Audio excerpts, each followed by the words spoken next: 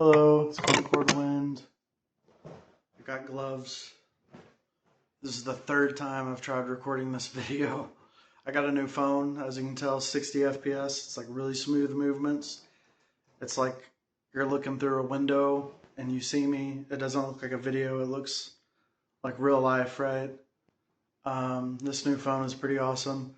I've already read this passage. This will be the third time I've read it today. But I want to read it again because I want to actually get it on video and upload it. Job's actual experiences and his upright and honest humanity meant that he made the most rational judgment and choices when he lost his assets and his children. Such rational choices were inseparable from his daily pursuits and the deeds of God that he had come to know during his day-to-day life. Job's honesty made him able to believe that Jehovah's hand rules over all things. His belief allowed him to know the fact of Jehovah God's sovereignty over all things. His knowledge made him willing and able to obey Jehovah God's sovereignty and arrangements.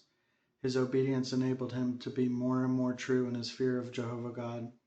His fear made him more and more real in his shunning of evil. Ultimately, Job became perfect because he feared God and shunned evil. His perfection made him wise and gave him the utmost rationality. How should we understand this word rational? A literal interpretation is that it means being of good sense, being logical and sensible in one's thinking, being of sound speech, actions, and judgment, and possessing sound and regular moral standards. Yet Job's rationality is not so easily explained.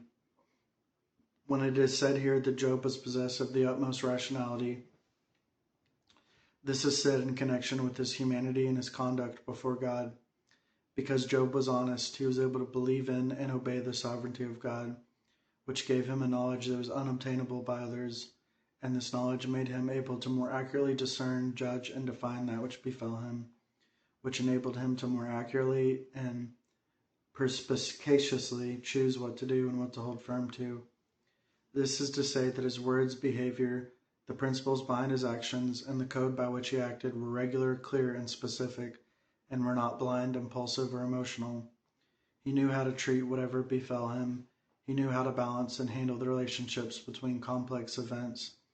He knew how to hold fast to the way that should be held fast to, and moreover, he knew how to treat the giving and taking away of Jehovah God. This was the very rationality of Job. It was precisely because Job was equipped with such rationality that he said, Jehovah gave and Jehovah has taken away. Blessed be the name of Jehovah. When he lost his assets and his sons and daughters, when Job was faced with enormous pain of the body, and with the remonstrations of his kinfolk and friends, and when he was faced with death, his actual conduct once again showed his true face to all people. Amen. This is the third time I've read this today. The first time, it brought me to tears, and the reason why it brought me to tears was because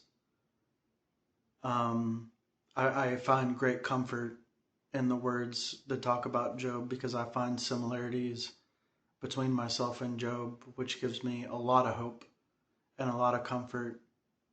Just knowing that I have similarities with Job makes me feel like it doesn't matter my past, it doesn't matter my soul and, my mental illness, and I share some things in common with Job, who was called perfect by God. So that brings me a lot of comfort and a lot of hope for my salvation. So I love reading about Job. And did I mention I got new gloves?